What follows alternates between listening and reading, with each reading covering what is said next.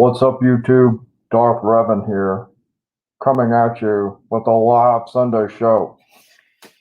Whew, gives you a new appreciation for cosplaying because let me tell you, that thing is heavy.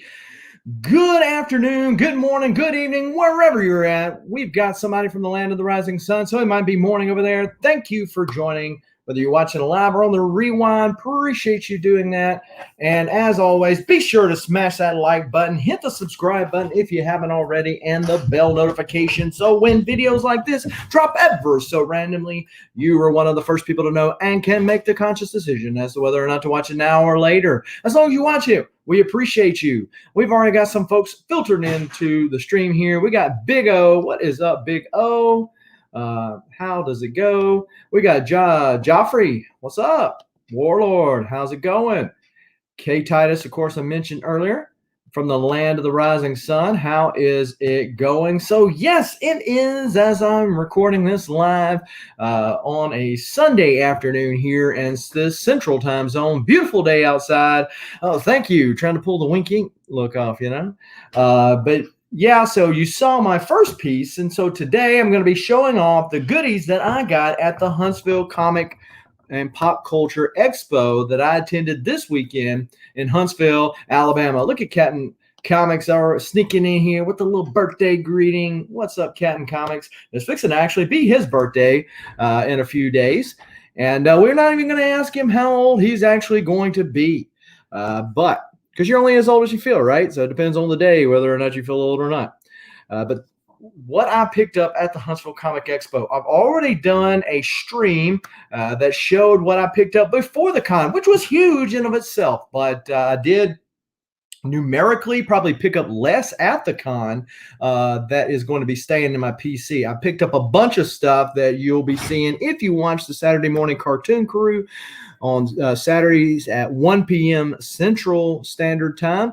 Then you will probably see a lot of that stuff there, and maybe you can take advantage of those deals then. But for today and for today's stream, we're going to be talking about the stuff that I picked up for the PC.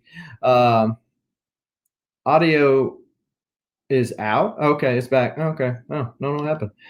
Gray Man, look, I was at the Huntsville Comic Con, and if you don't believe me, check out Comic Foo and ask him because he saw it too. There was a dude that looked just like you. We both go, is that Gray Man? Matter of fact, I almost went over there and got a picture saying, hey, Gray Man, I'm going to send it to you. Say, hey, Gray Man, I got a picture with your twin in the stateside. But yeah, so we've got Mars Comics up in here. And so thanks for joining. If you were here when I first started out, you saw one of the pieces that I picked up. So this was from a guy. These are actually resin mask for Revan, right? Hansel Devil, I'm sure. If Captain Comics says if he was, he'd be Golden Age.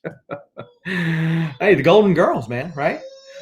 So this is a Darth Revan mask, and he had several clone troopers and the like. And, of course, there was a lot of cosplaying going on there. But you wear this thing around, and you get a new appreciation for those cosplayers and all the work, money, time, and energy. Man, that stuff is hot.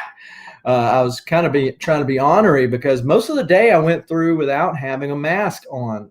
The mask mandate had been lifted in Alabama. They still required it, but I was one of the few people that was walking around without it, whatever. And so towards the end there, they were saying, hey, supposed to be having your mask on, just in general, not to me individually. And thought about putting that on. I'll show them. I'll wear this mask. Man, that thing got heavy quick. So that went out the window, and we just went mask free until the mall cop stopped me. So we got a lot of exciting stuff to show off today, and appreciate every single one of you that is hanging out or will watch this on the rewind. We've got announcements, teasers, and all that other kind of good stuff that is going to be forthcoming. So let's start on the light side here. How about that? So one on the light side, I've got some stickers, and so for those channel members, as well as the Patreon members, you'll be getting stickers. And if you purchase something, those stickers will be forthcoming in your packages as well. will keep you feeling great anyhow, right? Right? David Ewing, what's up? So these are the new Southern Comic Geek stickers, and I got a bunch of them, so they'll be going out. And let's look at some goodies right here. So I teased some of this stuff on the Instagrams when I was posting various pickups that I had throughout the week. Thanks, Joffrey. So first off, we got Dr. Solar, Man of the Atom, number 3. And we've got somebody up in behind the scenes. What's up? Hey, what is going on, Jason? How you doing, man? Man, doing great. Fabulous. How about yourself? Oh, not too bad, man. Just was on Winking's channel, and they got me over the 500, so pretty excited, man. The crowd goes wild. Oh, man. So how was the Huntsville Comic Con? Did you go today? No, I came home last night. I got home about 11:30. And so got home and said, hey, I'll just show off the stuff. I know that Comic Fu actually went live late last night, which he had a shorter drive than I did with the stuff that he picked up there. And I know that Dustin and them, they showed their stuff Saturday. Of course, Nick lives in Huntsville, so it wasn't like they went very far. Right. So Gray Man says, congratulations. Don't worry. Thanks, Cody. I'm glad you got it under control for us. But yeah, it was an awesome time, and I'm going to actually be on JP's budget collecting tomorrow night with Big Will and of course JP talking about post-pandemic cons as I hope cons open up more, that more people.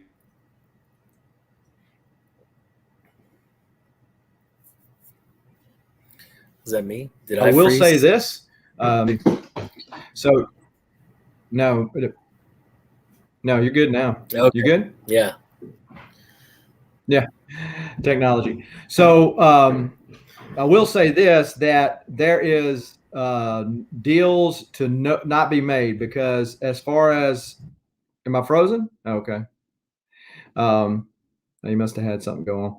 As far as the con scene goes, things are getting so wild and so crazy. Whereas used to, you could go up to the. Am I froze, Panda? No, not for me. Oh, okay, good. So when you used to could go up to the con booth and say, "Hey, would you take 200 instead of 230 for that book?" They don't want to. They don't want to do any of that no more. Really? Yeah, I thought that was the whole point of cons was, to negotiate, and I thought that was the whole point of it. Right, exactly, and I think they've forgotten that. Because my worry with the con scene coming back was, have people establish themselves with the new norm of buying everything online, and so will people put the money out to go to the cons? And now you're going to charge what eBay has been charging or more on the con scene. I don't think it's a viable business practice, but we'll see. I don't think so either. I don't know if they just thought that, with the way that things are going, like you said, online, nobody's really negotiating, and if they are, they're negotiating $10, $20. Thanks, Cody. And, it's just like, are we willing to pay these asking prices? And that's not how I remember, dealing with comic books. Even like when you go to your LCS and you get stuff off the wall, yeah, they've got it priced, but is that really the price? Like, how low are they willing to go? You know what I mean? And that's always been the fun of, comic book hunting, is the negotiation, the deals. Right. The dollar bins feel like wins because they're deals. Mm-hmm. If you get something off the wall and you get it for 20% off of what they're selling off eBay, man, that feels like a deal. Like, yeah. And so and I know that there's costs associated with them showing up at the con, staying in the hotel, all that kind of stuff. So I'm not saying but eBay, there is a lot of fees, and usually people will pay for convenience, a couple clicks and it's purchased. But I'll give you So there was a 0.5 giant size X-Men number 1. 0.5. You want to guess what it was cost? The cost was on it? I know one sold for $1,000 not too long ago. Yeah, it's $1,200. $1,200. Wow. And I watched that guy give up a deal. The guy had a Batman 227, an Uncanny X-Men 94, and a whole stack of books. Walked away from a deal because he wouldn't budge on the price. Whoa. Yeah. Serious. And so TMNT, number 1, first print, and it was signed by Kevin Eastman's first print, 2.5. Want to guess how much he was asking for it? $3,000. Try again. Higher? Oh, yeah. Oh, wow. $7,000. You're getting closer. So they were asking $10,000. And I said, dude, I know that's a first print. I get it, but it's a 2.5. And Right. I've already got it offered for $8,000. I just hadn't accepted it yet. Oh my gosh. And I said, $8,000? Wow.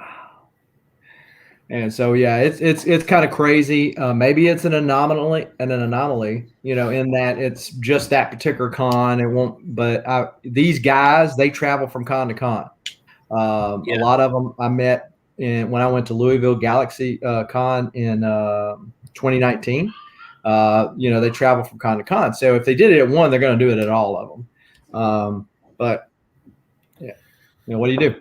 But it'll be interesting to see how it pans out, how long the market upholds. But in the meantime, we got some cool books to show off. So yeah, we got Solar Man of the Atom, a little Silver Age goodness. This is the Gold Key. Of course, Valiant, acquired the properties for a little while, or licensed. They got licensed out, and yeah, there you go, Gray Man. Yeah, for sure. I think because I showed this on IG, and Mark said I think that's the first Solar costume, and I think he's right. So that's pretty cool. So check this out. Oh, look at that, Rugrats. So these are beads, dude. What? So make yourself bigger. Let's see. There you go. So those are beads. So they put it on this bead board, put a hot iron to it, and melt it, and then they glue it to that sketch cover. So is it raised? Yeah. That is really cool. And so that's 90s all the way. Like, I don't know if anybody remembers doing stuff like that, but I've made lizards, I've made turtles, like those beads. My mom would put the hot iron with the wax paper over it and stuff like that and iron it out. Yeah. Like, I remember all that. So the guy that done this was from Arkansas, and if you follow JDF on Instagram, he actually showed it off because they did one for the Green Ranger. They did one for him too. So no, that's sick. So that was kind of cool. Now, one of the places I spent the most money on was sketch covers.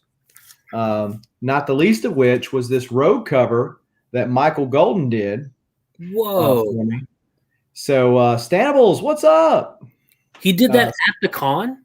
Yeah. So, oh my God. Yeah. So I went up to him. I was like the first person in line because I had a VIP pass, and I thought I had the pass. So I was going to show you, but because it was made of beads too.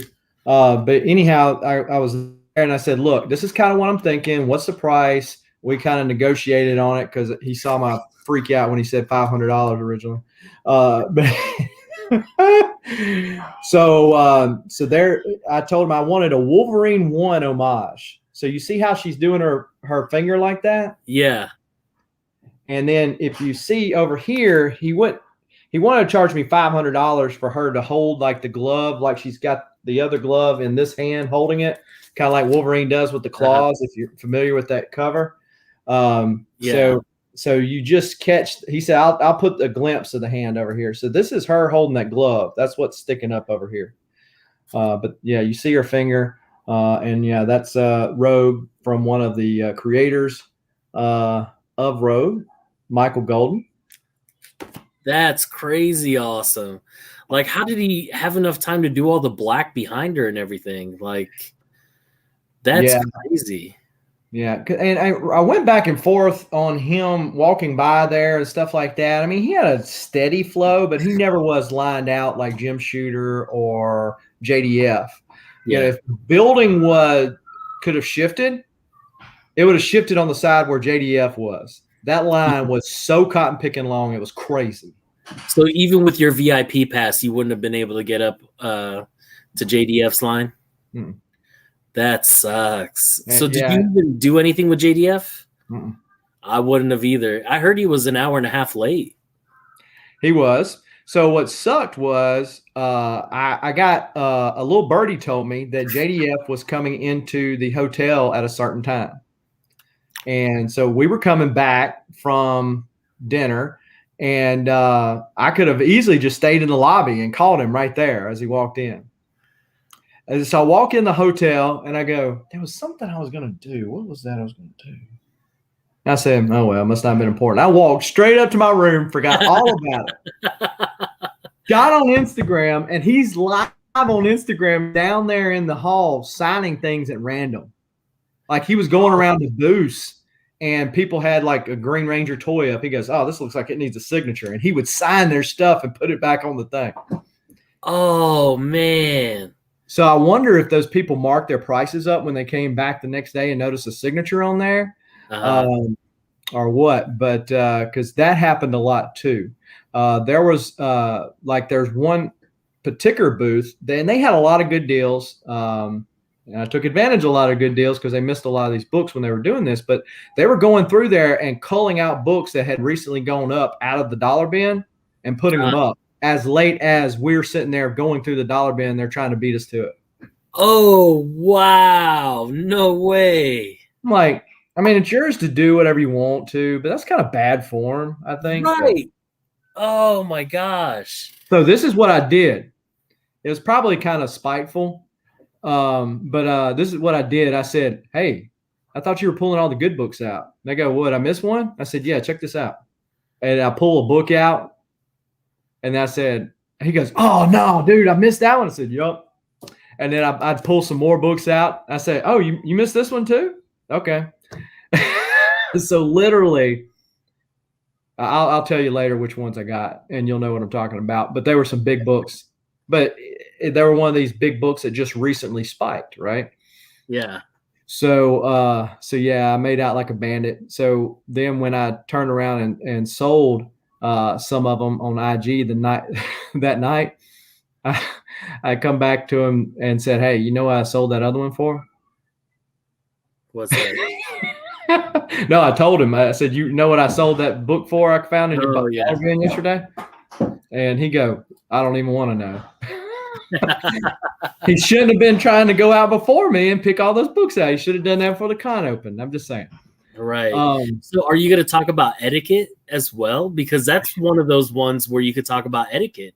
Yeah. I mean, it's an unspoken kind of thing. You know what I mean? Like getting your stuff priced for the convention, like not at the convention or right when people are standing right in front of their dollar bins. Like this stuff should have already been done.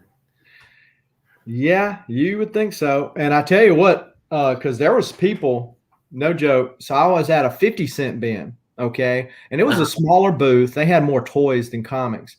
And I found like 3. And then I had to go meet Comic Fu when he showed up because he messaged me. He said, I'm outside. I said, all right. Well, I'm going to go ahead and pay for this and I'll be back. Well, when I come back, they had done covered up the 50-cent bins. I don't know if they felt like people were getting one over on them or what. But they covered up the 50-cent bin. So literally, and most of the stuff was like literally worth 50 cents. So it wasn't like there was, I guess somebody found some gold in there or something. And they're like, I don't want to get ripped off. How are you getting ripped off?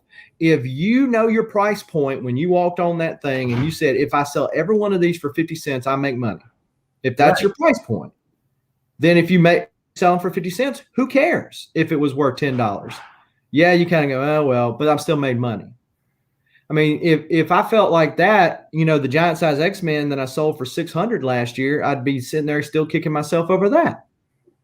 You have to know what you got in the book, sell it, whether you sell it and if you are too lazy or too slow to change the prices, that's on you.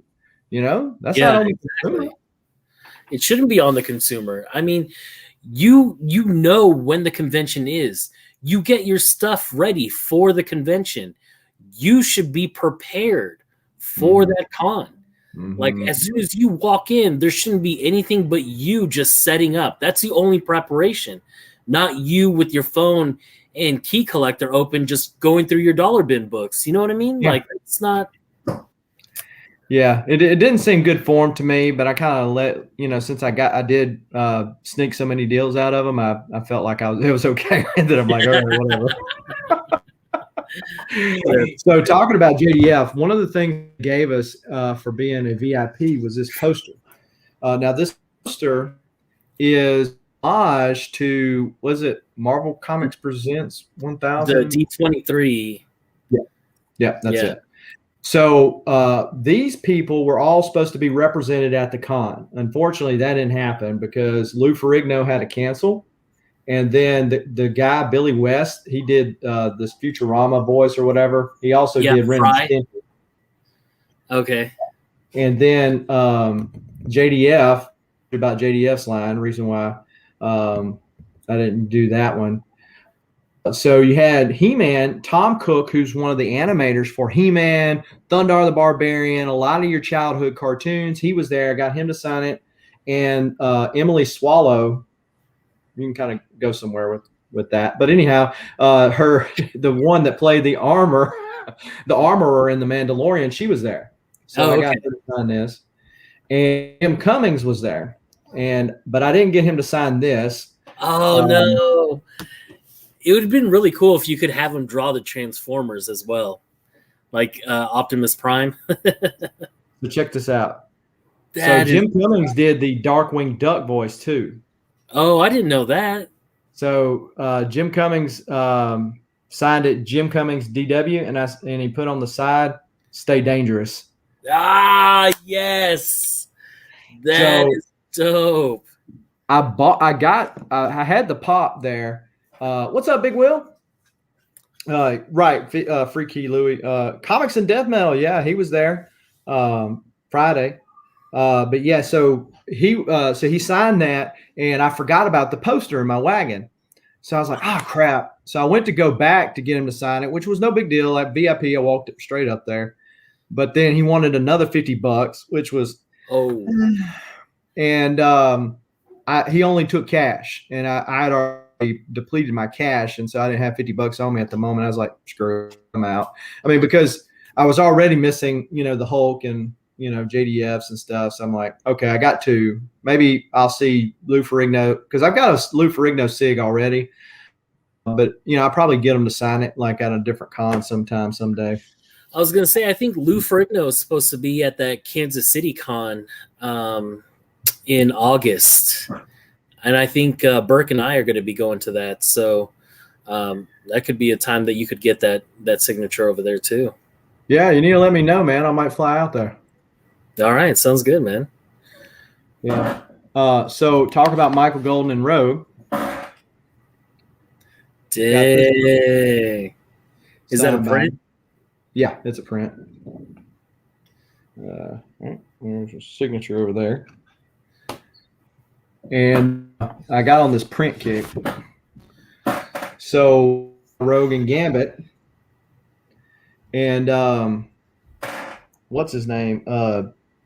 Jeremy Clark. He does a lot of inking on stuff. There was a Lash Ronin #1. I'll show it to you in a minute. Okay. That I got him to sign. It was one of his exclusive covers. And but I got him to sign this print too. That's a really cool print. I love that Rogue. The first Rogue that you showed is the Age of Apocalypse Rogue, isn't it? No, that's the OG Rogue. Like she was when she first came out. Oh, okay. So like Avengers Annual, right?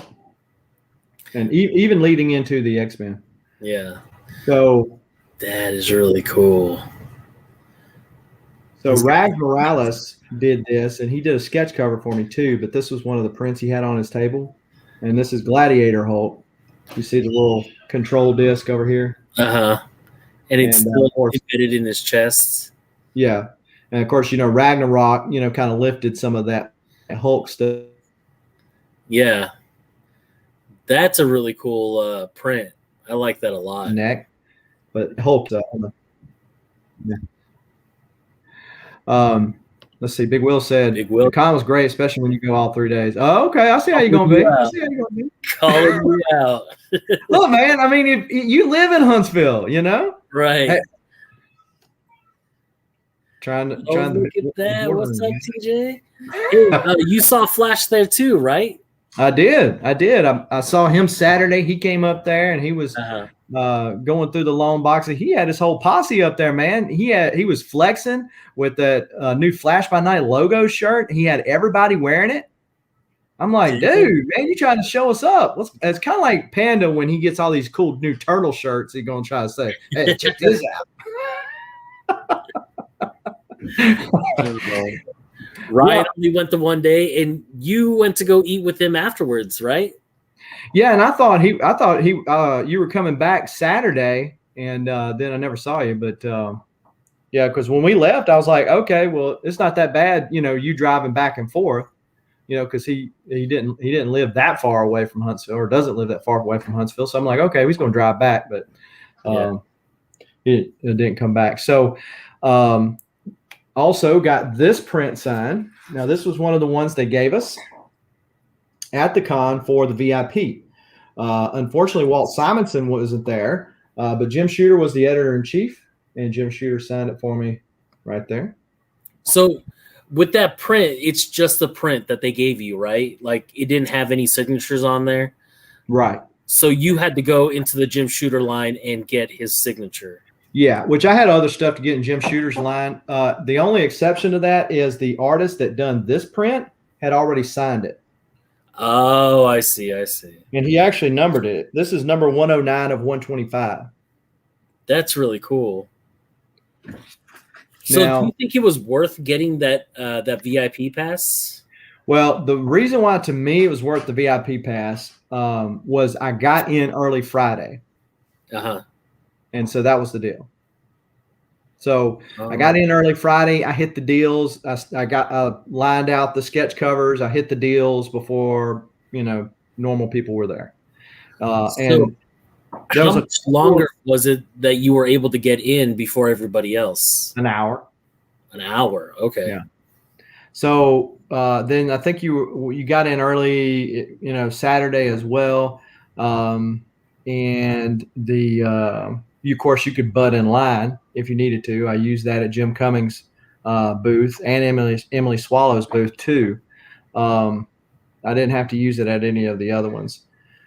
So that's real low hanging fruit with the Al Cummings and the the Swallows right there. Like it's right there. It is for anybody in the chat.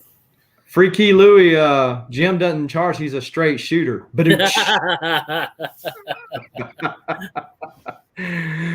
So Hoarder's Hide asked how long were the lines. JDF's line, crazy. Jim Shooter's line, it was pretty long there at first. And, luckily I got there first. Of course, I had a VIP pass. I could have butted in line, but I wasn't the only one that had a VIP pass. There were a couple of the other celebrities that had long lines, like the anime stuff that I'm not familiar with. Oh yeah. Those would have longer lines. And I will say that Hoarder's Hide, one of the members of the channel, if you notice that little logo there beside there, Hoarder's Hide is one of the members of the channel, as is Remy Q Studios, Legion of Comics, and Burt Family 54. So thank y'all for the members, but I think Hoarder's Hide is the only one currently in the chat. I have also mentioned Tom Cook earlier, who was responsible for a lot of our childhood cartoons. Signed the Scooby-Doo. Notice what Scooby says? So I'm going to show that. Yeah. So then we got Super Friends, of course. If you're a DC fan, there's your Super Friends right there. Little Tom Cook action. If you're a He-Man fan, how about that? He did the sketch for me. Nice. Ooh. And shout out to Adrian Panda Awesome. I wasn't calling you out for not being a member or anything. No, I meant to do it the other day and I totally forgot. So I like right when you said it, I was like, oh shoot, that's right. He's got his join button. I forgot. So I just opened up my phone and went ahead and did the membership. And yeah, Hoarder's High is dropping the Bloodshot logo on there. So interesting tidbit, and I don't know if any of you remember Thundar the Barbarian. It was not a very long-lived cartoon. I found out why that was. Okay. Oh, okay. So, did you know, interesting factoid, that Jack Kirby made Thundar the Barbarian? No, I didn't know that. So Jack Kirby made Thundar the Barbarian. And if you remember Thundar, you had the three main characters. Of course, he's got the lightsaber-like thing, and then you got the Chewbacca-like character, and then you got the woman, right? So literally, they stole that from Star Wars on purpose, because Jack Kirby felt like that Darth Vader was a steal from Darkseid. Oh, okay. So he felt like they had stole that idea from Darkseid, right? So he says, well, I'll just give it back to you. And they came up with Thundar the Barbarian. That's why he's got the light sword. And that's why you have a Wookiee-like character that makes those kind of sounds. And that's interesting. So did they get sued for that? Is that the reason why Thundar they ended up farming that out. It went overseas. They canceled it, after it went overseas. And so Tom Cook, the guy that was one of the animators, he ended up going to work for, Filmation. And of course, their first big hit was He-Man. And then, of course, She-Ra came along later, and a lot of other stuff, that he's done, Smurfs and stuff like that. But thank you, Big Will. The names were escaping me. But yeah, so he said He-Man kind of changed the game, because at that point, that was the first syndicated cartoon. And so, you made the cartoon and then you sold it to everybody, versus the big three controlling it, like CBS, NBC, or ABC controlling things. You controlled it, right? People just bought it and you went about your business. So that was kind of interesting. Thundar really reminded me of the Herculoids. Oh, yeah? Mm-hmm. Yeah, it really reminded me of the animation style and everything of the Herculoids. And I didn't know, was Thundar Hanna-Barbera too? Or yeah. So Hanna-Barbera also did Herculoids and everything too. So it just reminded me of that whole. So there was a union strike, and Hanna-Barbera sent all of their animation overseas. And so that's when Thundar kind of fell by the wayside. And of course, Hanna-Barbera eventually got bought by Warner Brothers, and so it's owned by AT&T now. Yeah. But yeah, so it was really interesting to get to talk. I got to talk to him, for a while. And then there was a panel, and I'm usually very bad about going to panels because I'm just like busy hunting or talking to a creator or something. And but I got the chance to go and listen to his panel, and he told me that story about Jack Kirby, because he said Jack Kirby was one of his heroes. ASM number 4, I believe, is that the first Sandman. He said that was the first comic book he ever read. And he's like, that's what got me into comics, was reading that. And so he bumped into Jack Kirby when they were doing Thundar, and got to say, man, thank you for getting me into this. So the cover collector up in the house. What's up? Yeah, Spider-Man 4. That's the first Sandman. Okay. Yeah, I was thinking that was the right number. But yeah, so he showed it up on the screen, which was really interesting. So Jim Shooter, of course, editor-in-chief at Marvel, creates Valiant and the two companies that came after that. So, I had a whole bunch of books. I go up to the table. The guy that's helping him there says he doesn't charge for SIGs. I'm like, okay, cool. He said, but if you want this COA, it costs you $5, but this is how he keeps doing what he does. I'm like, so he kind of guilt tripped me into doing the COA. Uh-huh. So I'm like, okay, I'll do the COA. I don't need one for the print, but I need one for the books. He said, well, how many books you got? I said, I got 16. He said, 16? So he's filling out the COAs. The line's getting longer. And so I'm passing the book to Jim and then back to him so he can write down what it is, and then passing the COA to Jim so Jim can sign the COA too. And he jipped me. I did not get that many COAs. I did pay for that many COAs, but I didn't get that. No. How many COAs did you walk away with? I think he shorted me 4 or 5. Oh, man. That's still $20, $25 right there. Yeah. Well, I mean, really a COA is not really worth much if you think about it. I mean, because if you bought the book, got the book, you're signed yourself, it's signed. If you go to sell it, I can print a COA off if I wanted to. Oh, okay. You know what I'm saying? I can just make up a fake little certificate and, say, hey, this is a COA. I certify that it's right. Okay. Is it really worth anything? CBCS doesn't even use them. They say, look, if you want us to authenticate a signature, don't even send it in. Right. The COA, we're not going to use it. You'll be lucky if they send it back to you, right? So talk about they just toss it.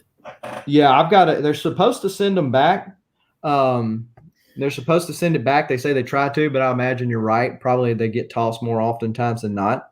Yeah, no COA, right? Yeah, and like I said, I mean, it's kind of like Peter David. If you ever go to Peter David's table, he doesn't charge for SIGs, okay? But he's got a tip jar there, right? So, and I don't know if I don't rather that than, Neil Adams saying $50. Hey, give me 1 second, Jason. Yeah, I don't know if I don't rather them say, hey, look, whatever you feel. And I'm sure there are some people out there that would try to rip them off or something. But, I think overall, every time I've seen Peter David as the example I used, his tip jar is full of money. So I feel like people are more generous if they're not forced to be, if that makes sense. I'm sure there's people that, they're like, I'm free, I'm not giving you nothing. I'm sure there are, but I think for the people will give them something. And Jim Shooter's books, he's got all these tons of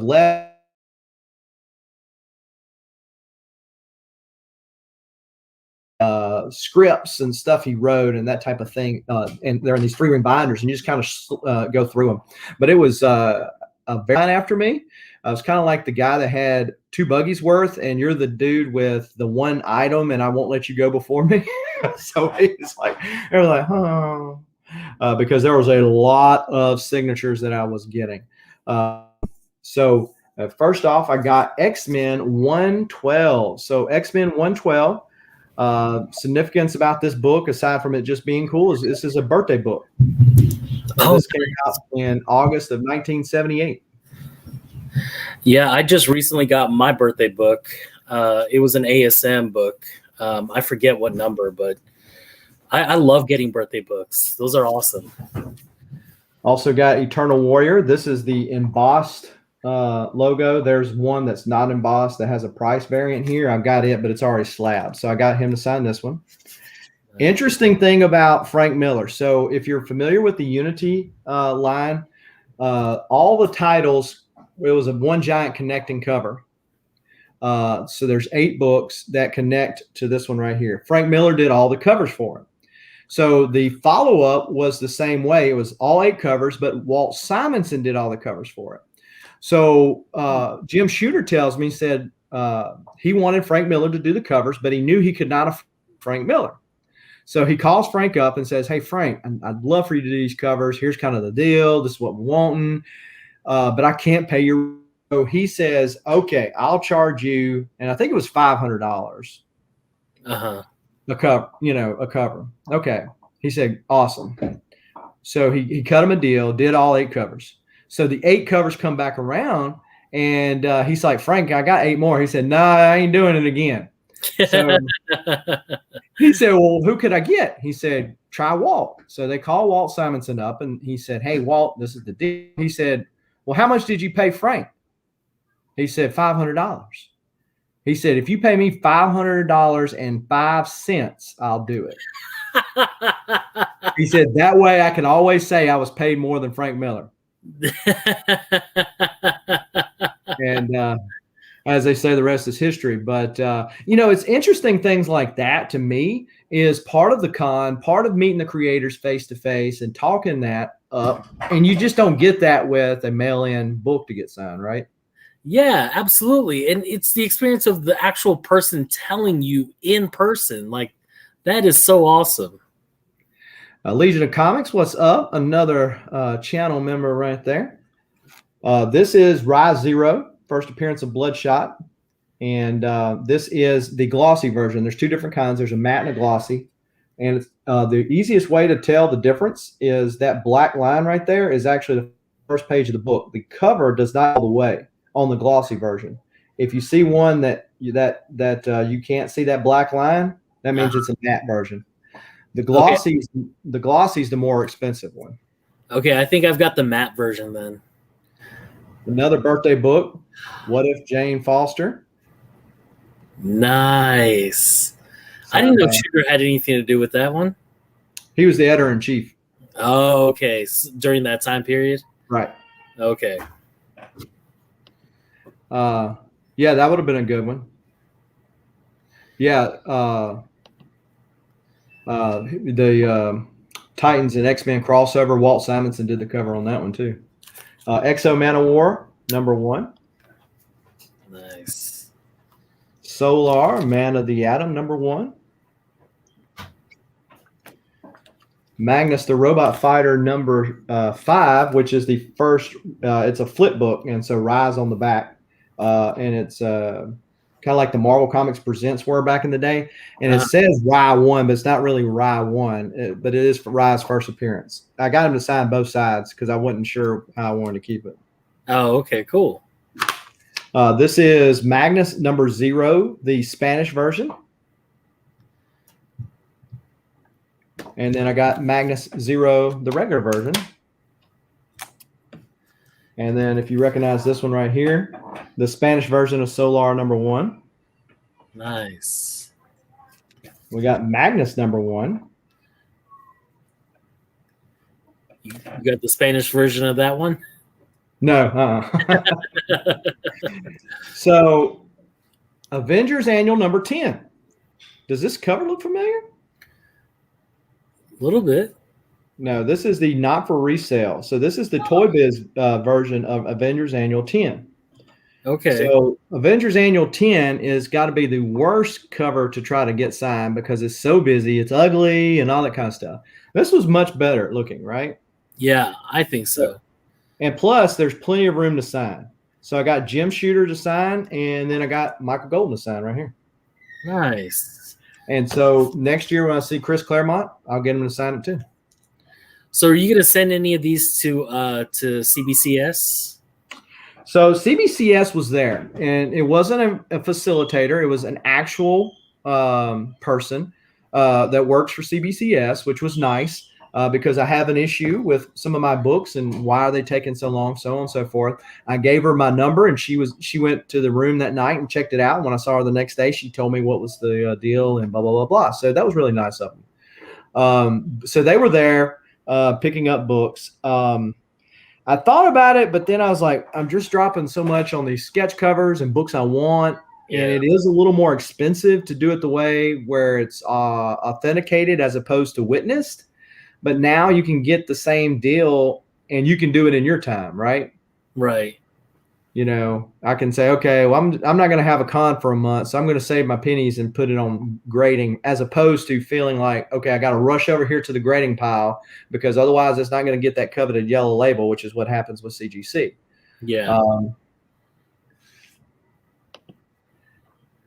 Yeah, so the deal was Legion. So on CBCS's website, it actually shows the day you entered the item. It does not show the date received. So like with CGC, it'll show you date received, Uh-huh.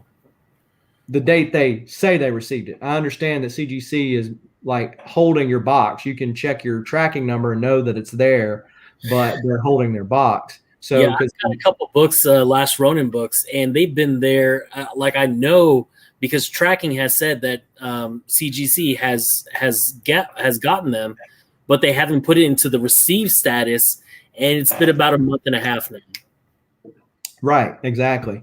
So CBCS, it does it when I put it in. So the date that was showing was not the date they received it was the date that I put it in. So when I put it in, I mailed that to Eric, the comic _presser. Use the code BurtFamily 54 and save on your shipping back to you. But anyhow, so when I sent that to him, he mailed it directly to CBCS. So they actually didn't get it till February. So it's almost 2 months, which is still long, but it's right there. They said some are actually fixing to be finished encapsulating that they've been graded. I was like, okay, well, I can understand that. I said, well, just a thought, update your computer system. It would make things a lot easier, probably slow down a lot of their complaints. You know what I mean? Well, and see the with CBCS, they have overseas customer support, and those people, there's a difference between understanding English and speaking it. And then to their,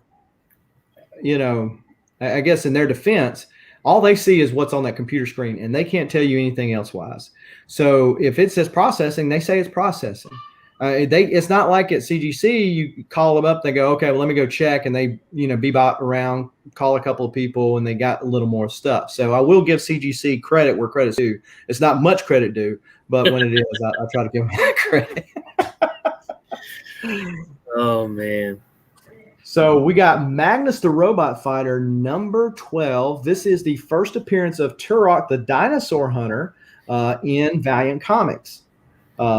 Of course, Magnus was a Gold Key property, as well as Solar and Turok, who was known as the Son of Stone, and when he was with Gold Key. And this is where they introduced Turok into the Valiant continuity. Transformers number 2. Oh, nice. So this cover was done by Michael Golden, and Jim Shooter was the editor-in-chief at that time. So I got both of them to sign right there. This is Unity number 1, the platinum version. Unity 2000, which is when Acclaim was hemorrhaging money and about to go under. They called the boys back together to try to recreate the magic, and it was too little too late. So it says 1 of 6. They only made 3 issues. They never finished. Jim Shooter, Jim Starlin, and Joe Rubinstein. Names that are better known for other works, but yeah, those are big names too. Oh yeah, you're calling the big boys out and saying, "Please save us," and it's too little, too late, right? Oh, it looks like Big Will's wanting to join. Oh yeah, hold on, let me drop the link. And Big Will was at the con too, right? Yeah, nice, because he's in the area, right? Yeah, he don't live very far from there. All right, there you go. So I picked up Magic the Gathering, Arabian Nights. This is by Armada Comics. Armada is the one of the brands for Acclaim and Valiant.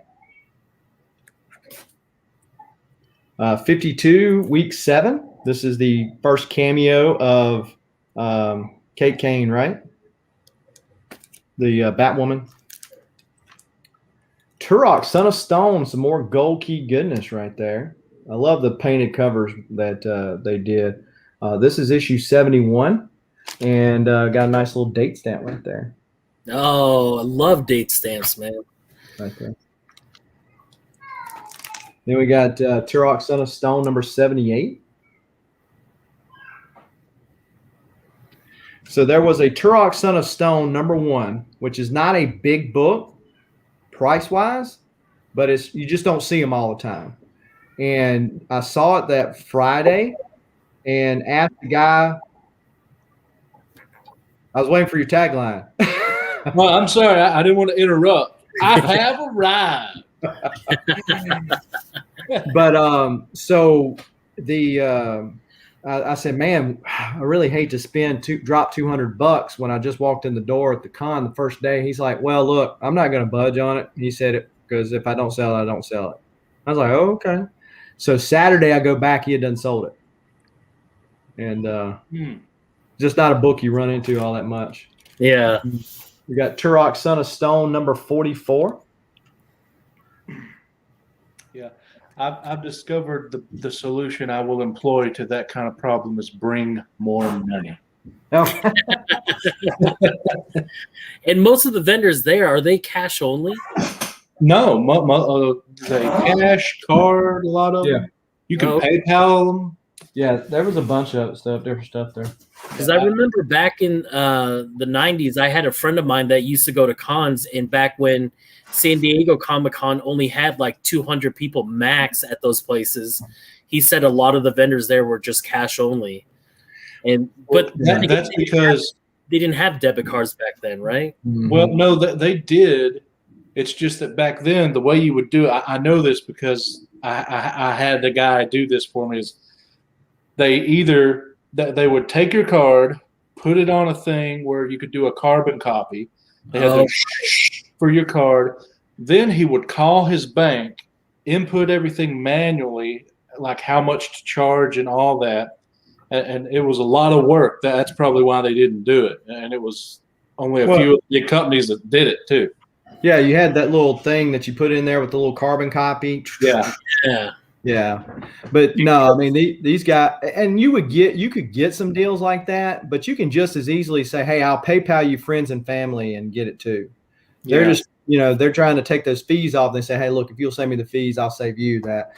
Florida's Hyde, Turok number 1, you mean for color $5.96. I'm not sure what you mean on that, but it's the Dale, which Dale preceded Golki on those books. That's the one I'm talking about. That probably is it, the Dell 4 color.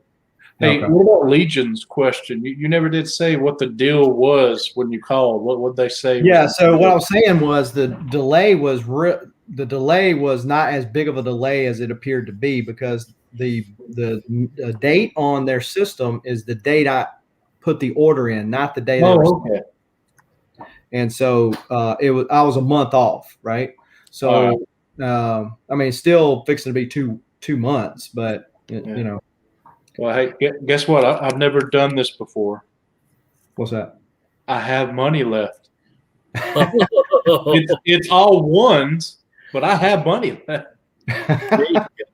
Well, you were wheeling and dealing. You did some trades and stuff. That's why you had no money. I didn't take nothing up there. So we got Prism cover, first Prism cover ever. Every time I see one of these for cheap, I always pick it up. Got Magic the Gathering Antiquities War number 1, another Valiant comic. I got this came in the bag for the VIPs, Batman Tales, Once Upon a Crime, free comic book day. And not that I'm collecting Hulk or anything, Legion, but I got Incredible Hulk 382, 385, 416, 419, 609, 601, Volume 2, number 3, variant cover of number 2, Volume 2, number 10, number 5, number 48, 45, 714. I don't collect Hulk or anything. 607. Did you do what you said you were going to do and actually come back with like 2 long boxes? Worth. Yeah. Well, no, I got 1 long box. I got a long box and a short box. Any of it bigger stuff or all like? Yeah. Wow. Oh, dang, Legion! If you paid $10 for that Turok number 1 from Dale, If you paid that much for that, I'll double your money and pay you 20 for it. But for a second, I thought you weren't collecting Hulk. No, that's what I said. I'm not collecting Hulk. I'm not collecting Hulk continues. So it makes sense now that you say you had a wagon. Now Yeah. it makes He sense. Like, literally a wagon. Like he literally had a wagon. It had 4 wheels and everything. You could put probably 100 gallons of water in the thing. It's huge. I mean, The only bad thing about that is, like, when you leave, when everybody else leaves, the elevators take forever. So you can't run up the stairs or down the stairs, with that wagon. That's the only downside to it. But otherwise, I got plenty of places. I'm not running around with all these shopping bags or having to run to the hotel, hotel room to put it up. Well, you saw what I did. I wasn't as extreme as Jason, but I sort of did the same thing. I had a little contraption where I could put a CGC size short bottle on it, and like a dolly, and that's what I had. So I had a box for everything, used bubble wrap to keep things up, and I had my folios, of course, put books in. So yeah, I was all set. I think I figured out the perfect thing to do now, which is that all I need now is like a not a thermos. What do you call it? The one that keeps your water, ice water, like cold. Not a thermos, but tumbler. Anyway, one of those things. Talk about a tumbler. Yeah. So, something like that. That's what I need, and I think I'll have it down pat now. Finally. Yeah, you saw my cup holder on the side of my wagon? No, I did not, but I am not surprised. Yeah. Hey, we make fun of his wagon, but doggone, he don't have to worry about messing up anything, holding anything, worrying about bags. It's all nice and neat and stacked, and he could literally buy a long box like he said he did, or 5, and they all fit. Oh, I love that cover. Newsstand. Every time I see that one, I buy it too. We got Psylords #1, little chromium goodness. Now, did you know that was a newsstand when you bought it, or did you notice that? I bought it. Okay. Yeah, because I've got a copy, obviously, but I just I saw the newsstand and it went all ticked up to death. I was like, man, I got to pick that up. Thunderstrike. This is the next to the last issue of Thunderstrike. This is 23, and of course, this is an homage to Thor 337. Nice.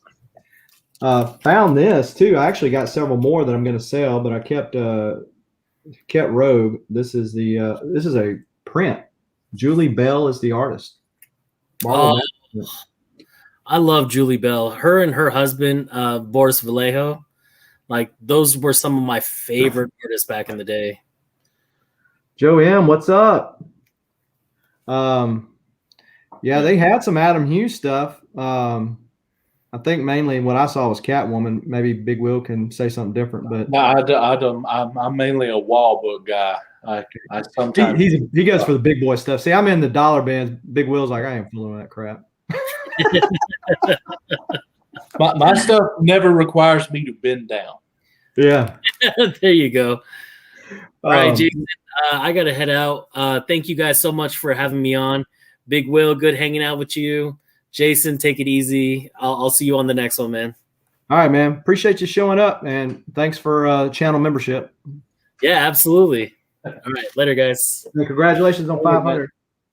Thank you. So we got Bar Sinister #2. This is a Windjammer title, which is the creator-owned stuff that Valiant did. Mike Grell did this. How long were you on before I came? Well, I'm at an hour. Okay. I was just asking, how much of this have we even cracked a third of the long box yet? So I'm not showing the long box because the long box is stuff I'm selling. So this is only stuff I'm staying in the PC. Okay. Yeah. So that's Mike Grell work there. Yeah. And then we got #3 as well. Yeah. Those wind clamp. What's that? It's hard. I was just going to say it's hard to find Mike Grell stuff that's not Warlord or Green Arrow. I mean, you really have to look and dig in the bins to find stuff that's not those. Right. I mean, he did a lot. It's just that's what everyone goes for. Right. Yeah. I mean, he did, Shaman's Tears or Shaman's Tears back in the day Mhm. with Image. How much did I buy? I bought a long box worth. So back up.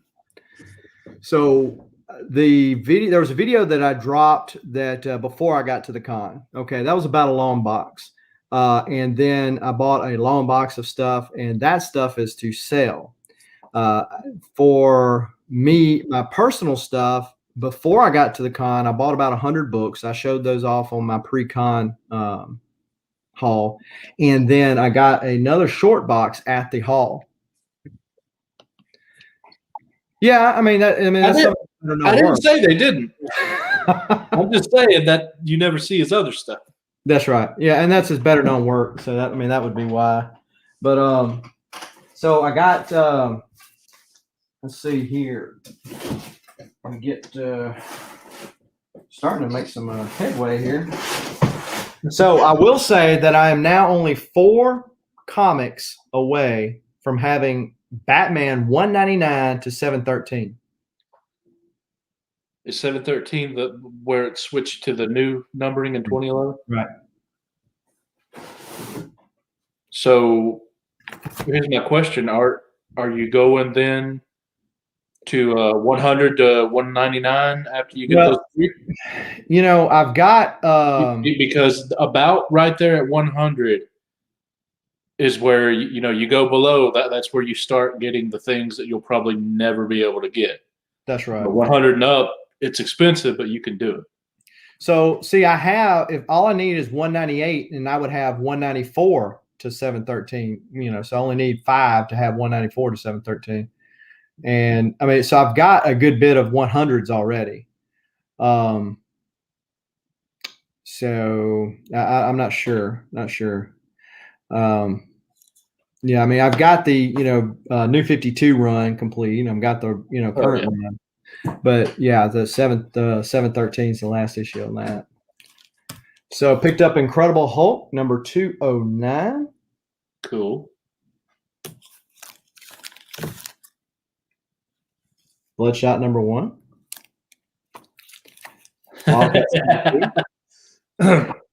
Lee said he's excited for you to finish so you can start not collecting Detective. Yeah. Don't do that, man. Don't do me like that. So this is Wrath of the Eternal Warrior. Rags Morales did this sketch cover for me. This is an homage to Wolverine number 1. See him wagging his finger with the weapons on the So that's a sketch from who? Rags Morales. Oh, he did that? That's cool, man. Yeah, it's a pencil. My problem is these guys are so dang expensive, and I was not prepared for that. I was prepared for the prices that I got, that I usually got, which was like, $200 was the top end. But, how much did Rags Morales tell you he was charging? Well, it says on his thing he was charging like over $200 for a full thing, right? Well, that's not a full thing, though. That's not a full. Well, I mean, I would consider it a full thing, but he did not. If you don't mind me asking, how much is that then for that kind of sketch? 200? Yeah. Yeah. See, I didn't want to blow that much of a load, so I wanted Michael Golden, and I wound up getting that done, and it cost $90. Well, did you see my Michael Golden right here? Oh, wow. So I didn't say the man was bad art. I'm just saying it's expensive. Like that was, I assume that was the $350 he charges, and then that is $90. Oh, that little bit of a road. Put you on big screen. Yeah, so that's Big Will's Padfolio, and he got Michael Golden to do that little road sketch right there. Just to give you an idea how expensive to me he was, that little bit right there was $90.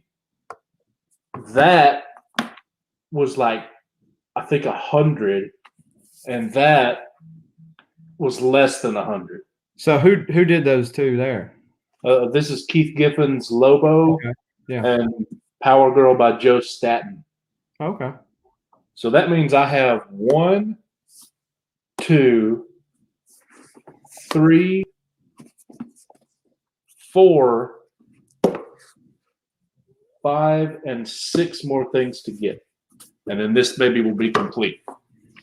So do you have an idea who you would like to do a thing there?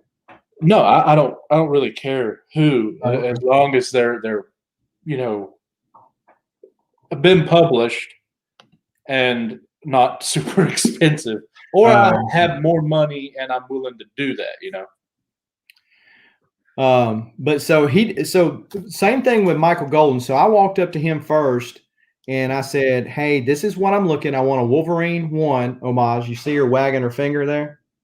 Mm-hmm. So I wanted her to wag her finger and be holding her fist like this, and then have the glove, this hand be bare, and have the glove like hanging out of this hand. Yeah. Like Wolverine has the claws. And he said, "That's going to be $500. And I go, "Ooh, that's a little too much." And I said, "That's a little too much." And so he says, I said, "Well," he said, "I could do a headshot for this much." And so I said, "Okay, well, let's do it that way." He said, "I'll sneak a hand in there for you." And so that's why you see her hand right there. And then this over here is her hand. That's her fist right there. And it's holding the glove. So he basically did the same thing. And the reason why, and I got it for, the price that we had negotiated. And I feel like the reason why he did that was because after I talked to him and said, "Okay, yeah, this is what we'll do. We'll get the sketch cover, yada, yada." I felt like the reason why he did that was we had a long conversation just about the nature of the industry. Other places I had seen him and met him before at, yada, yada. And I felt like he's like, "Okay, this guy's pretty cool. So I'm going to go ahead and do what he asked me to do anyway." You in Golden? Yeah.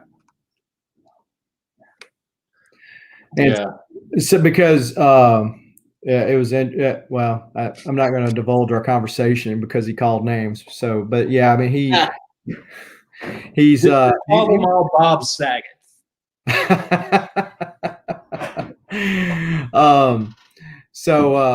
I felt like it was, and Rags Morales was the same way. I mean, that's why Big Will was like, "That don't look like no head sketch, dude." I mean, that's a whole cotton picking, deal. Yeah. So that's that. Wow. Now I will say that there was one guy there that had very reasonable prices. It was Jeremy Clark. Yeah. The only problem is he had to refuse, not because he didn't want to do it, but because he was already booked up for 2 years. Because he was doing a full cover for $150. Oh wow! So yeah, and he does. You can see his work. It's nice. So I showed off a print that he did earlier. I don't know if you saw that, but this Rogue and Gamut print, and this is one he did, and he signed for me right here. Well, he does great art. That's probably why he's booked up for so dang long, because he does great art, and that's fairly cheap, at least compared to Golden and Morales. So this is Batman 237, Neil Adams goodness. This is the first appearance of the Reaper, I believe. This was one of the bigger books that I had left to get, and I found it on the cheap up there. Incredible Hulk, #1. The Spanish foil version. So, so that's the Spanish foil print. And look, what would a day be without Turok 1? So I got Rags Morales to sign this. He said he signs his signature different now than he used to, but he always writes thanks on there. And you see, he put the date on there. The reason why I got this one done is because this is a double cover. So that's why I got it done. I found it in the dollar bin at the Hsv Expo last year. Mark the Cutty Shark, what's up? Ruben Guzman up in the house. Yes, dude, check that out. I'm not trying to flip you off or nothing. But do you see the pink on my fingers? Man, I was talking with Mario. I'm sure you went by his booth. Yeah. And he was putting a book that my buddy had just looked at, Green Lantern, Green Arrow, the 76, the first one, whatever the number is. And he was putting it back in Mylar. And I had just had a conversation with my buddy how I hate Mylar. And he goes, dang it! Cut his finger on the Mylar. And we both in unison, we hate Mylar. Well, and that's what was really hitting my finger so hard was those Mylars. Because I would do it would catch the side and it would pull the skin away from the fingernail. I'm like, yeah. So, Secrets of the Valiant Universe. This is several different story. This was in the Wizard magazine back in the day. And there's a whole bunch of just little snippets to try to get you interested in the Valiant stories that were going on at the time. Did you get that from me? No. Okay, because I had a couple. There is a foil version out there that's hard to come by. It's got Wizard and foil right here. That's the one that's worth anything. But I've got two of these. And then Geomancer #1. This is a chromium cover, and he signed it right there. So out of curiosity, with all these, I know you had to lay down some cash for all the sketches and everything else, but out of curiosity, did you even hit 4 digits with your books?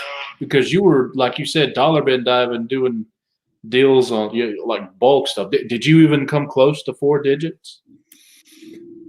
Are you counting the stuff I bought before the con?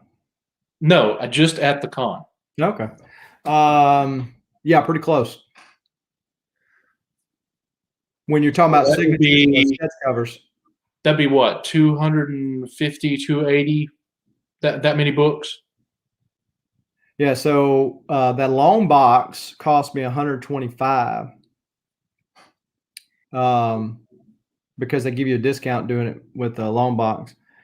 But then I've got the wall books and the sketch covers from Golden, the sketch cover from Rags. I bought some books at tables of some of the artists, like Sam De La Rosa did that stuff for me that I'm going to show in just a minute. Okay. So yeah, we're probably pretty close. The reason why I asked is I bought less than 30 books, and I spent pretty much $1,000, and you got so much more than I did as far as books. It's just funny to me. So Sam De La Rosa did some of the inks on one of these stories in here. Now you're talking about Jeremy Clark. This was a cover he did for Last Ronin #1. And I didn't have this comic. I was hoping he had some there at the booth. And he signed it down there for me. I think he only inked it. But Las Cruces, 1971 from New Mexico. What's up? So interesting thing about this, Spider-Man 26. This is one of the 4 hologram covers that came out at this time. Now, Renee Big Will, what's her last name? How do you say her last name? Well, I believe it's Winterstatter. Or Winterstatter. That's probably better than I could say it. So what he said, she was there, and I really didn't realize when I met her in Louisville, because she'll go around. She done the same thing with Michael Golden there, trying to sell those prints and all that kind of stuff. But she was with Mike Zeck, John Beatty, and those guys up there in Louisville. Yeah, she's one of those behind the scenes person that has her fingers is in all kind of books from the early 90s. Yeah, and I didn't realize it. Like She-Hulk, the John Byrne run, all that kind of stuff.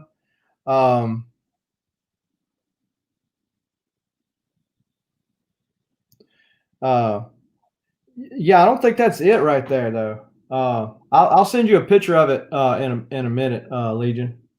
But yeah, that's a good one to have, though. So I didn't realize that Sam De La Rosa did anything on this one. I had it there for her to sign it, which I got her to sign it right there. See? Sweet. And so I got her, and he said, "Oh, I did that one." And I said, "You did?" And he opened it up to the extra story that's in there. And sure enough, there's his credits. But on CLZ, it don't credit him. Well, And so I didn't want to get a second Spidey, but so he said Hulk's in this one. I said, well, let's do Hulk. So he did Hulk. Nice. Yeah, usually you, and then he signed it right there. Now I didn't even bother asking him because I didn't want to wait in line. I was having to wait what he would do, or if he would do like a sketch cover or anything. But as far as his signatures and the prices for his books and everything and his prints, he has very, very reasonable prices. Oh, yeah. Yeah, he seems like a really nice guy to have that many credits behind his name. And he is. He like this right here. So he said this was $30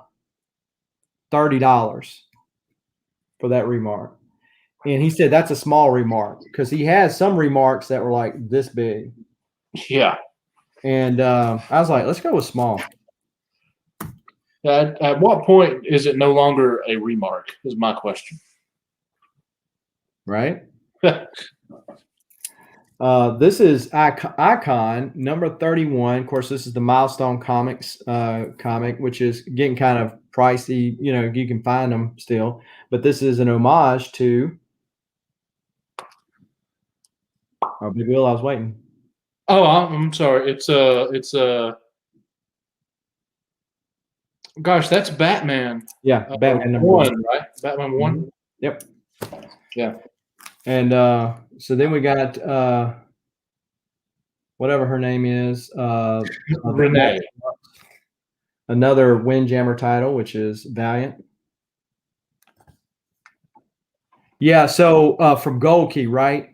Legion. So what the deal is, they started out with Dale, and there was a split, and I don't remember all the details of the story. So versus me butchering it, you could probably Google it. But Dale split, and it became you had Gold Key started doing it. So Gold Key probably, or so then later issues you see Whitman was actually distributing those Gold Key books or Western Publishing books.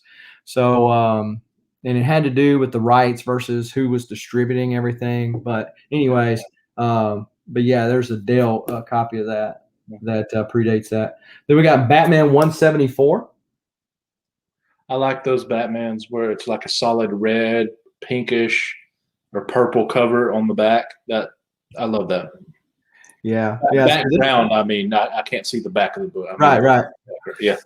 Well, and so, like I said, I've been really focusing on the 200s, but this was 174 and it was $20. And so I'm like, what do you do? What do you do? Go ahead. Do this. Yeah. So Brian Silverbacks, who did Loggerhead number 1. That's a Super Mario Brothers, the video game box homage, isn't it? Yep. And so he had one of those on his table, and I got him to sign it. Yeah. And then Jeremy Clark also did this Punchline cover, variant cover here. That reminds me, talk with Jeremy, the guy that runs the con. Oh, and he thanked us for the video we did with him on there. Apparently, he got messaged the next day. Someone saw it and bought tickets because of us. Oh, wow. That's good to know. So what was funny is his brother, I believe it is, his name is Jason. And he's kind of got red hair. Reddish, yeah, at that big long booth. Yeah. And so we were talking like the whole time or that I was over there. And he's like, did you go check out so-and-so's table? And we were just talking about this, that, and the other. And so it was really fun, the interaction between his brother. And so then Jeremy saw me at the door Saturday and he said, dude, I remembered you. I'm sorry I didn't say hey to you the other day. But, Jason, talking about his brother, had said something about it. What is up? Look at that. Two Brothers Comics up in the house, newest member of the Southern Comic Geek channel. So appreciate y'all for joining for sure. Had a good time with both two brothers, Dustin and Nick. It's fun when they get together because you can tell it's like brotherly wobbles, just like it's natural. Here's my thing. I wish I had known that I'm apparently the only person that goes to a 3-day con and goes all 3 days. But I didn't really get to meet and sit down with anybody. I got to talk with you a little bit, comics and death metal, and I sat down for a little while with two brothers. But I missed Shorty. I missed Lady Fantastic. I missed Flash by Night. I missed Foo. I missed people. And there was some other Instagrammers there that I passed on too. Yeah. Loco for Comics, the vendor, is from the Instagram community. Right. And so Phil the Thrill Collectibles is what he goes by. He was selling stuff there. Georgia Comic Book Guy was there. So yeah, it was packed out. You saw the picture I took with got Foo to take with that Totoro? Yeah. Yeah. Did you know who was in the Totoro? This 55-year-old dude with a big old beard. I saw him disrobe from Totoro to take a break. He literally had to rag off the sweat. Oh, I imagine so. Dude, that gets hot. So this is the other one that he done. This is the Web of Spider-Man 90 second print, the gold foil. I already had a copy of Loggerhead #1, and I got Brian Silverbacks to sign it, and he signed it for free. No worries, Dustin. I'm just messing with you. Yeah. Hey, look, they were, like Saturday, it was balls to the wall. Sorry for any ladies that are in the chat. Yeah, man, they had to deal with the whole convention, and Saturday was the day that JDF was there. Right. So they were, woo, I would not want their job. Yeah. So there was a photo of Nick on IG during lunch break. He looked wrecked. There's another story behind that with the Tom Cook deal that I won't go into. I'll let them go into that if they want to share that. But all right, I got to hand my dad some keys. I'll be right back. All right. The whole Tom Cook panel deal that happened. Now, I did get to go a couple of places with Nick and Dustin before Friday on the con, and this was the only thing I picked up there. This is the Pizza Hut Collector's Edition of Batman 123. I have an actual Batman 123, but Pizza Hut put out a collector's edition of this issue and one or two other ones, and it was just like random. It was there laying in a booth in that little antique store. So it's got the whole story, which is got a Joker story in there, and then they supplement the ads with Pizza Hut ads. So that was kind of cool. Got Hulk 387, 460. Man, if I was collecting Hulk, I'm making a dent in this thing, ain't I? We got 450. Then we got Hulk 447. This is the variant cover of this one, which is a little rare to find, but I found it in the dollar bin. Dollar make you holla. Hulk 448. We got 381. 369. Little gray Hulk fighting Freedom Force action there. We got 414. 411. 410, 408, 462. Good thing I'm not collecting Hulk.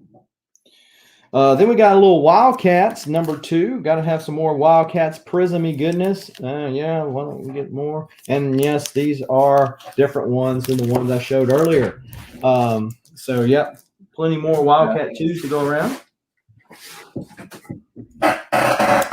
Then I got Hulk 380, 378, 374. Did you skip over 340, or did I not see that? Or I might already have it.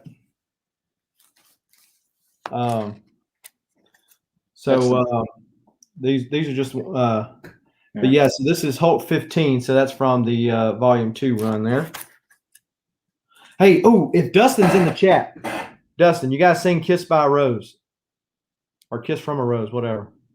Yeah. Batman Forever, the movie adaptation.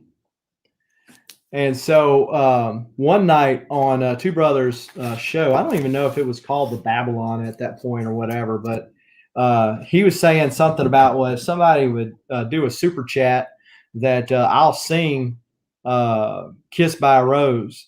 And so I said, all right, put up, big boy. And I did a super chat.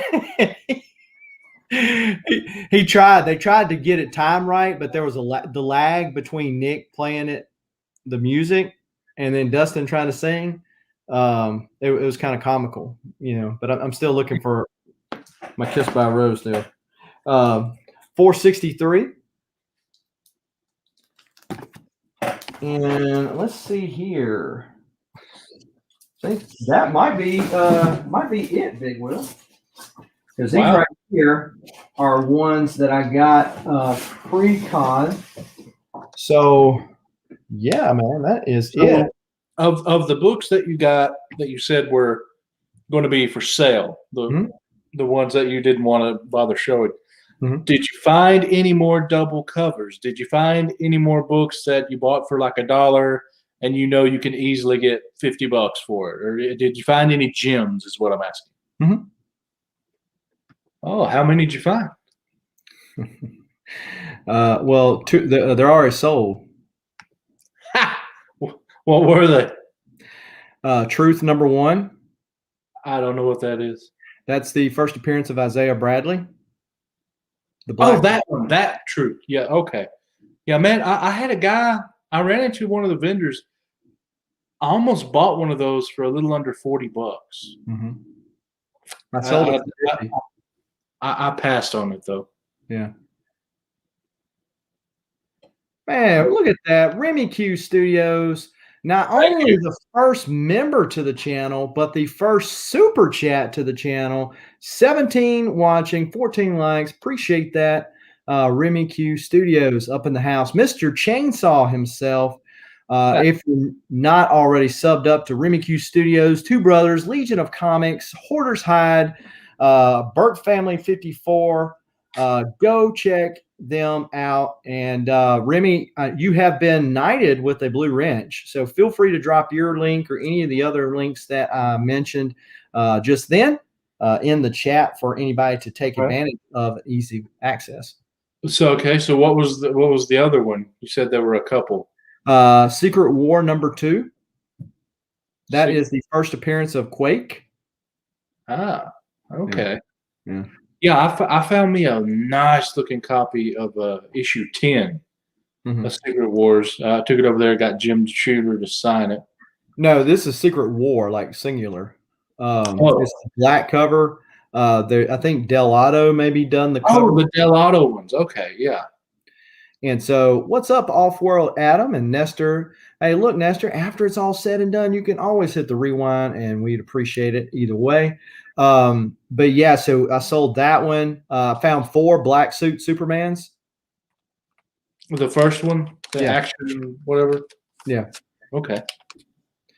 Found 4 Youngblood number 2s, which is the first Prophet.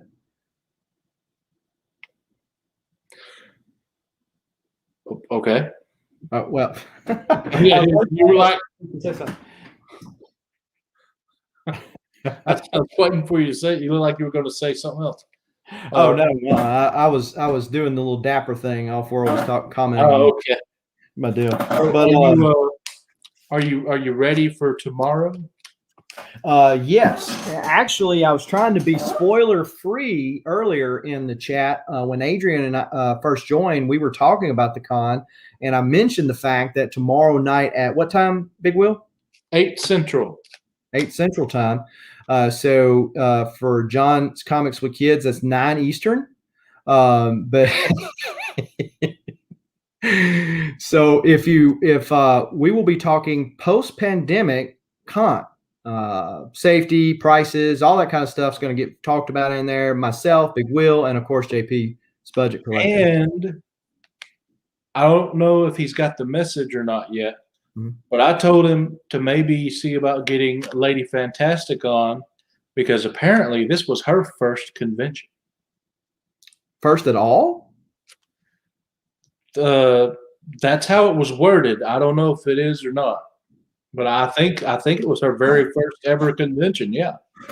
Wow. Yeah, look, she looked like a kid in a candy store. She was sitting there sweating. She was running up and down and like trying. And she said, "Look, man, look what I found," And she found that Defenders with Hulk and Thor like wrestling each other on the front cover. I think it's how was it with the Shorty and Lady? Because I like I said, I completely missed them. First off, let me thank Legal Burning. Thank you for the channel membership, man. Really cool guy. I did an interview with him when I picked up my Batman 100 with Batman burned on the cover. So do go check him out, Remy. If you could, I don't know, I can't remember if he's got an Instagram page that shows his work, and he has got some killer work over there. And so Mark's fixed to go live for his spoiler-filled live show. Hey, Mark, I checked out Swamp Thing 1 and 2. I'm glad I did. It was a good read by your and other people's suggestion. So what was I getting at? Oh, Lady Fantastic. So Lady messaged me and said, hey, we're in the parking lot. So I walked out and I ran into him, and there was her and Shorty. And so we talked for a few seconds, and she said, hey, let's see about getting together later. I said, cool. And they went at it. And so it was so funny. I was walking back from Michael Golden's table, and I looked up, and there they were. She had messaged me on IG, but I don't have my even if your phone is on, I called my buddy. He didn't hear it. You replied, hey, are you still there? For me, I didn't even notice till I sat down and looked at my phone. So yeah, exactly. Well, it was funny because she had just messaged me and I didn't get it, but I look up and there she is.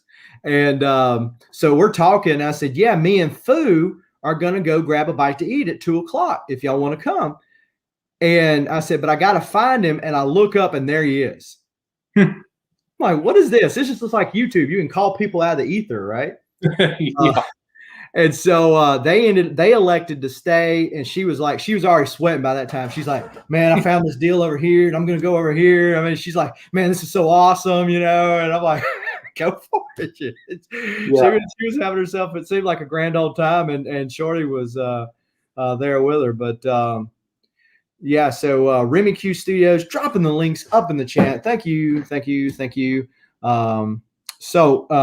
yeah, so that's going to be tomorrow night over on JP's Budget Collecting, where we talk about that stuff. And so we were kind of starting to get into that, and so I pulled off of that conversation because I said we're just going to rehash the same old stuff over on his channel, and because I certainly have my opinions when it comes to pricing at this con as opposed to previous. If you notice, I haven't showed any books really. I did one Friday night because JB asked me to. Yeah, so I saw that one. But I got stuff today and I got stuff yesterday that y'all ain't seen nothing yet. Okay, Big Wheel doing the tease. So are you going to show that on the your channel, or are you going to show it on JP's? Oh, I'm going to. Well, first off, we'll have to see what kind of questions and everything he wants to do. It may not be a show book at all kind of thing. Okay. In which case, they're already on Instagram, most of them. But yeah, I'll probably do a video at some point. Okay, cool deal. So so we'll be doing that. I am going to be dropping a video probably tomorrow, pre-recorded. I have got a huge grail over there in that stack of books that were waiting for me when I got back. It's huge, and it's huge. It's absolutely huge. So I got that and a couple other just filler in issues, but it finally got here while I was gone, so I'll be dropping that. Probably going to be dropping some more stuff as we go along. And if you have not already, be sure to smash the like button and the subscribe button, bell notification, so you don't miss anything. Because we've got some exciting announcements. I've got some stuff in the works. That's all I can really say about it now, but it's going to be super awesome. And so stay tuned for that. If you hit the bell notification, you won't miss anything. And certainly if you're following me over on Instagram, we are getting closer to the 2,500 mark, and I'm going to be giving away another book over there. Also, for those you might have seen join the channel, there are certain perks. Obviously, you get the little emojis and all that other kind of good stuff while you're in the live chats. But there are some additional benefits of being a channel member. There's some different benefits of being a Patreon member. So if you buy, really in short, if you buy books from me, probably going to find more value in the Patreon membership, just because you get free shipping once a month, all that kind of good stuff.